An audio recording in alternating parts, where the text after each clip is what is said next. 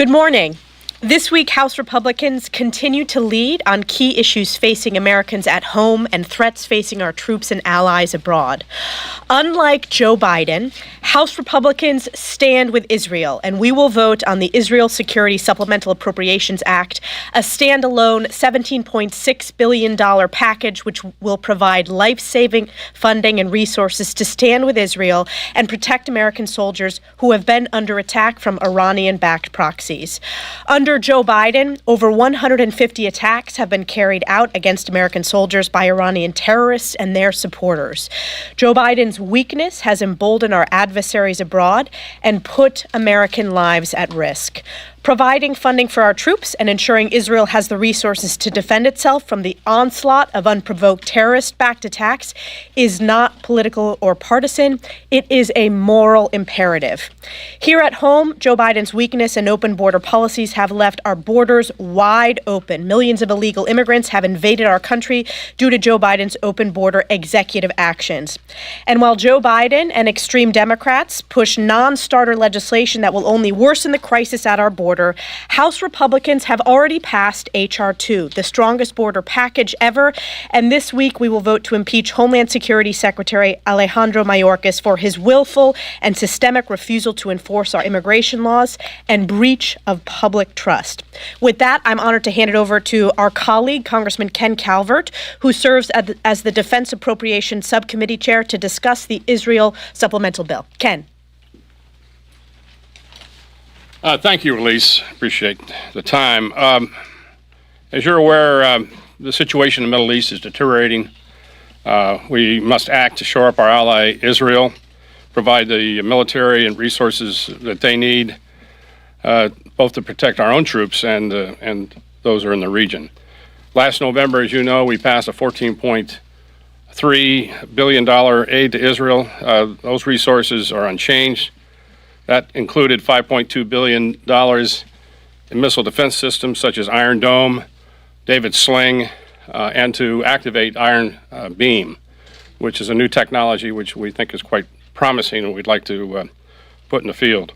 $4.4 billion to backfill U.S. stocks, $1 billion for U.S. munitions production such as 155 rounds and small diameter bombs. As we know, and as I mentioned, the situation has changed. Attacks on our forces in the region are escalating, and we're responding with our military. Our aircraft carriers in the region are under constant pressure by various Iranian front groups, including Hezbollah, the Houthis, others.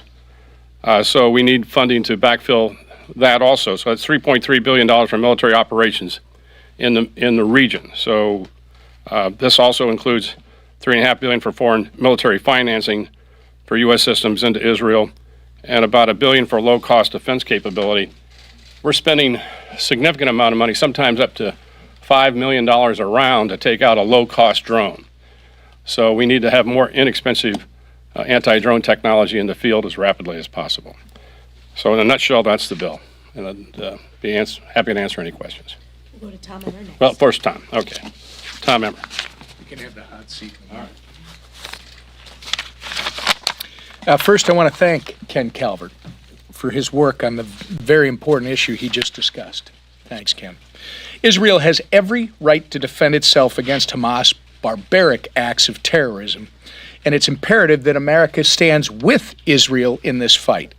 That's why I'm a proud original co-sponsor of Ken's bill, which will ensure Israel receives the resources it needs to protect innocent lives and end Hamas once and for all. With a simple up or down vote, Americans will soon find out whether the Democrats actually support our strongest ally in the Middle East. Later today, the House is also expected to consider impeachment of Secretary Mayorkas. This vote is the result of a thoughtful, nearly year-long investigation. The evidence uncovered by Chairman Green and his committee is clear. Secretary Mayorkas has willfully refused to enforce federal law, openly lied to Congress repeatedly, and has breached the American people's trust. His malfeasance and active neglect has fueled the worst border crisis in our history and left innocent Americans to pay the price. As Al Sharpton, of all people, put it, what's happening is an invasion. Because Secretary Mayorkas has failed to do his job and he won't do the honorable thing and resign, House Republicans will perform our constitutional duty to the American people by voting to impeach. I believe that we are serious about getting our borders under control and protecting our communities. Impeachment is the necessary response.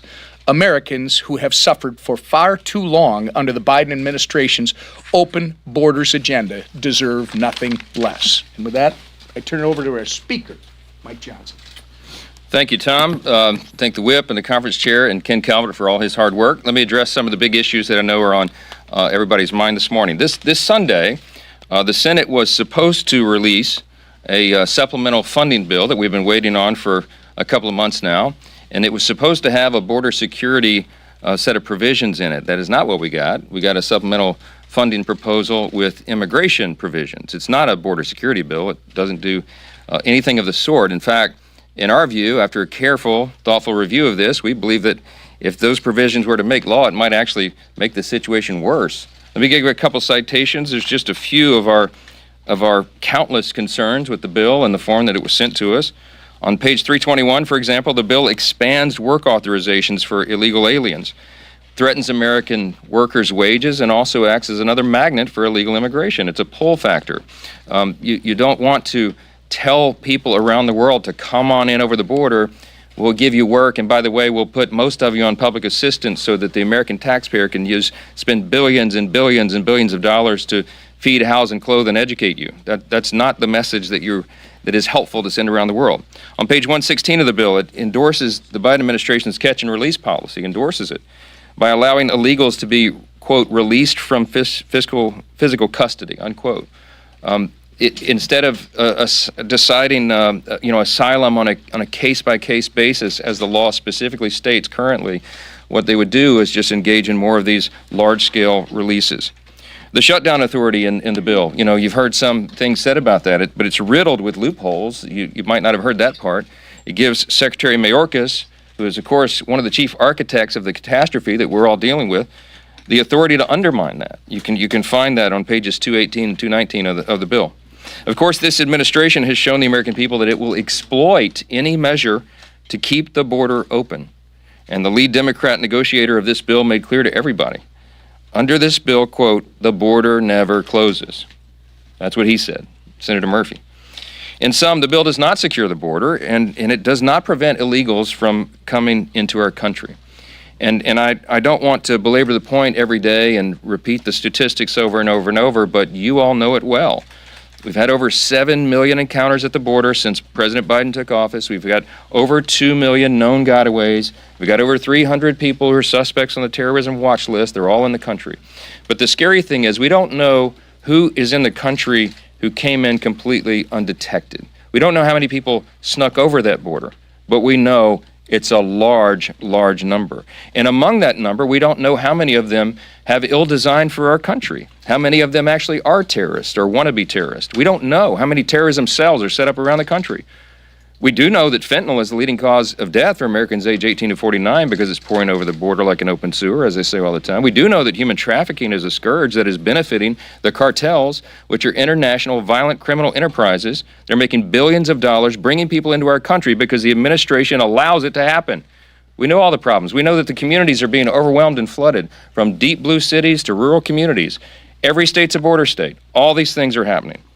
And the same administration that has refused to enforce our current border laws is rolling out to illegal immigrants this welcome mat, saying, come on in. Everybody can see what's happening here. Nothing less than American sovereignty is at stake. Our nation's sovereignty is what is at stake. This transcends politics. It transcends your political party. Everybody should understand that this is a fundamental responsibility of the federal government to secure the border. If you don't have a secure border, you don't have safety, you don't have security, and you don't have sovereignty. And the Republicans simply cannot vote for the bill in good conscience. And that is why I declared it dead on arrival, and it looks like right now it may be in some jeopardy. It may be on life support in the Senate. We welcome that development because this is a matter that must be addressed in a manner that actually solves the problem. We have been urging from day one, literally the day that I took the gavel in late October I've been urging the Senate, urging the White House to consider the provisions of H.R. 2. Why? Because our Secure the Border Act has the necessary components to solve the problem. We restore, remain in Mexico, we end catch and release, we reform the asylum broken system, the broken parole process and policy this administration has been pursuing, and we built wall. Those things are necessary to solve the problem, and everybody knows it. It's not Republican talking points, it's the objective fact. We took 64 House Republicans down to the border in January 3rd. I know I sound like a broken record, but, you know, the White House doesn't get it. The people in charge in the Senate don't get it. Chuck Schumer doesn't understand it or care. But what we saw with our own two eyes, I don't know when Chuck Schumer went to the border last. I'm not sure he's ever been. But I can tell you what we saw, an absolute humanitarian catastrophe. Broke our hearts and infuriated us at the same time. It cannot continue. And the people on the border who are charged with enforcing it are the ones who told us that those are the necessary components to fix it. That's why we're so insistent about it. The supplemental seems to be on life support in the Senate. We just can't wait any longer. And so that's why you heard that we're going to move forward on the Israel package, the clean standalone. And the reason we have to do that is because, as Ken Calvert explained, and Elise and Tom have said here this morning, this is a dire situation. We passed the Israel with a pay-for early, I think it was maybe on the day 2 that I had the gavel, very early in my leadership as Speaker, and we put a pay-for on it. That's a really important principle. We want to put that flag in the ground and set a new standard here that supplemental spending has to be paid for, because we also have a $34 trillion federal debt. But we understand now that in the couple of months that have transpired since we passed that the first time, this situation has gotten much more dangerous. The heat has been turned up, and in that theater there, in that region, it's a very, very serious matter. We need to stand with Israel right now, and we cannot wait any longer. And that's why, as desperate times call for desperate measures, that's exactly what we're going to do. I want to say that also last night, the president shockingly threatened a veto of a standalone Israel bill. Now, everybody remember, the number that we're sending over there is exactly what the president himself requested, $14.3 billion, with the addition that Ken Calvert just explained for the extra rebuilding the stockpiles and replenishing our munitions as well. So we're sending the president, don't lose this fact, exactly what he asked for. And he's saying he's going to veto that?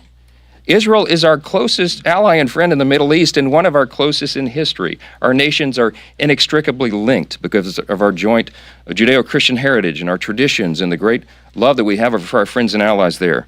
And it is outrageous and shameful that the President of the United States would suggest that he would veto support for them in their hour of greatest need. Israel is fighting for their right to exist as a nation. And the President of the United States wants to play games with us? I don't think so. I don't think the American people are going to go along with that. And I hope they let him hear that. Betray our closest ally at the worst possible time? The President is playing games with a lot of things. And I want to say this too, and I'll take questions. When it comes to the border, the President has suggested over and over for the last couple of weeks that, gosh golly, I wish Congress could act and give me some authority to do something. He knows that's not true. He knows it. His staff knows it. Chuck Schumer knows it. Everybody in this building knows the President has extensive statutory authority right now to take executive action, and he will not do it. He can end, catch, and release. Title 8 of the U.S. Code, Section 1225, has many of these provisions, and there are others, but he could end, catch, and release right now with a stroke of a pen. He could restore, remain in Mexico with a stroke of a pen. By the way, on the border on our trip, they told us that the top officials at Border Patrol said if the President would sign that executive order and restore, remain in Mexico, it will reduce the flow by 70% over the border. 70%. He won't do it. He could enter into asylum cooperative agreements with other nations. He could end the parole abuses, of course. He could detain inadmissible aliens. He could use expedited removal for people, criminals, right? He could rein in taxpayer-funded benefits for illegal aliens. All these billions of dollars that we're all being required to spend, and communities at the national, state, federal level, all around, he could do that right now, but he won't.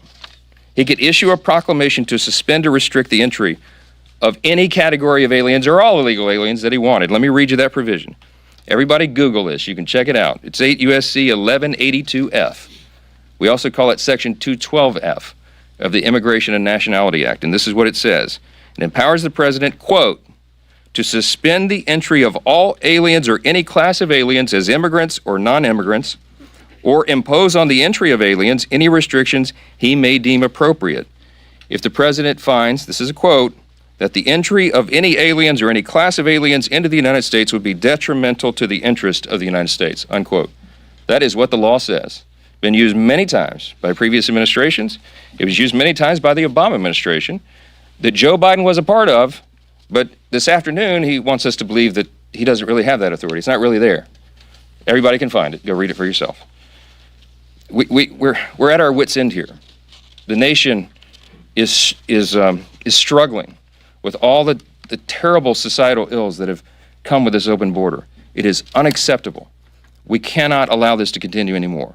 And while Congress debates and deliberates and we try to work on some enhancements to the law, we're insistent that it's not necessary. The reason we passed H.R. 2, the reason we made that one of our signature pieces of legislation at the beginning of this Congress when the Republicans took over is because we knew that President Biden was doing the opposite of the law and that we were going to try to tighten as much as we could.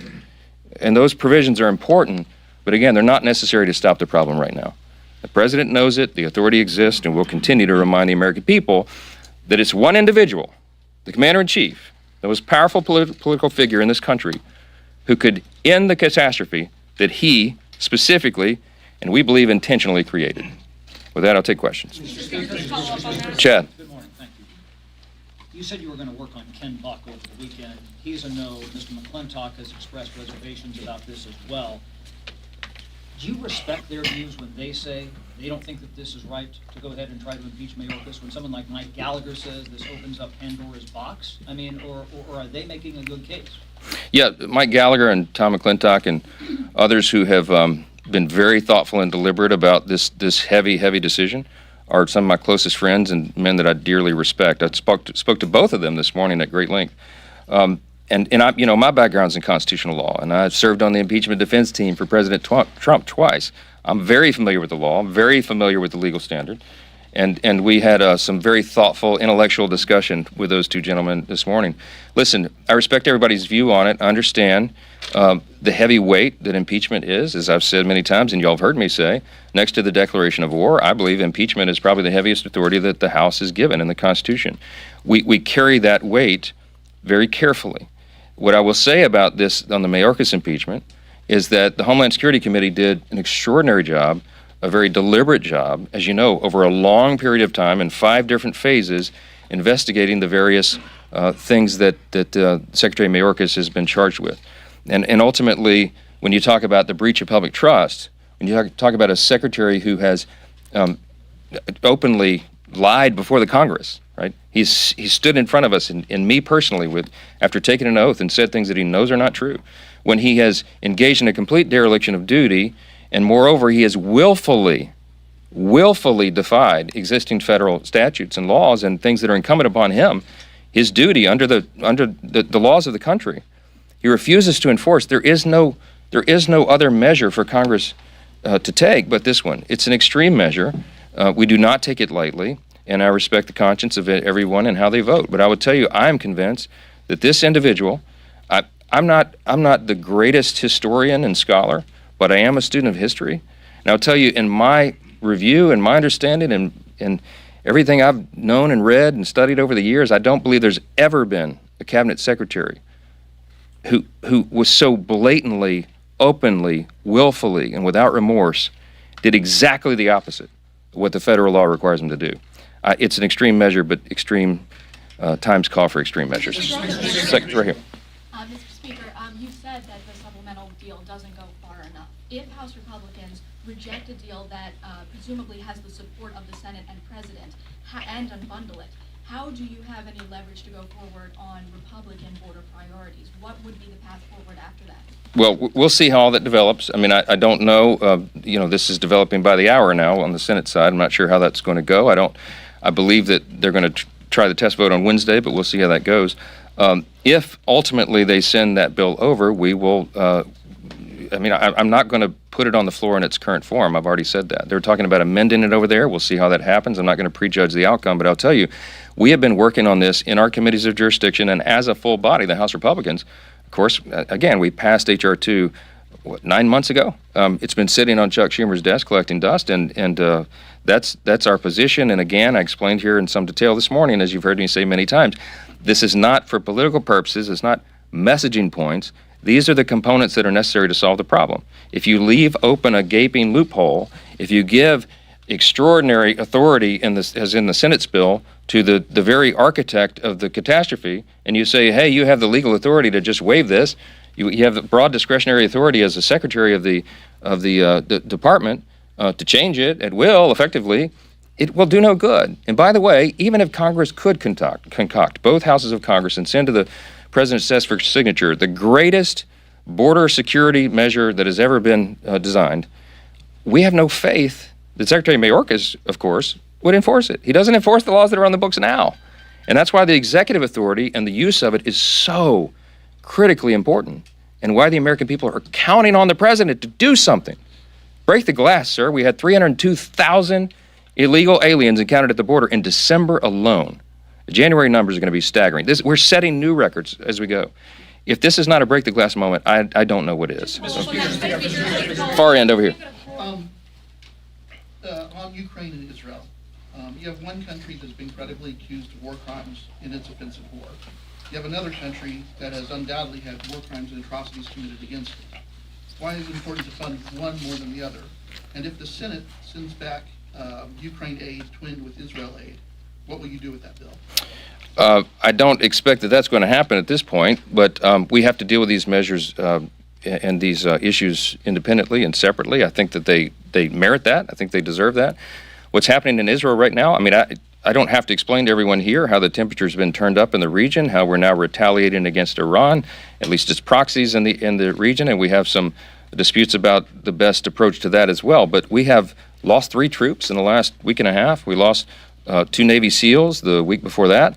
I mean, it's a very dangerous region, and we have troops in harm's way, our own troops there right now in harm's way, in addition to Israel being under extreme stress and assault. We still have hostages. We're going to have some of the hostage families here in the next couple of hours, as well as the Speaker of the Knesset, my colleague over there, Speaker Ohana, and Ambassador Herzog and others. So this is an ongoing thing that I believe Israel needs to be decoupled from the border debate and all the rest of this, and taken care of, to get that one off the table, and then we'll deal with these deliberate matters. They're important. We'll deliberate with them piece by piece. Let me go front row. Yeah. To follow up on that, you said a few months ago that you wanted to see a bipartisan agreement on border security and additional aid to Ukraine. Senators said that they did that. So why the reversal now? And if the Senate deal is dead here in the House, what is the path forward on additional aid to Ukraine? I just explained at the outset here that they actually did not do what you just said we were expecting and had hoped. They did not send us a border security measure. They didn't. They sent us a supplemental funding proposal that has immigration reform, but not real border security reform, and so that's why it's a non-starter. They did not fulfill the requirements and the needs of the country, and that's why we have a responsibility to do something different.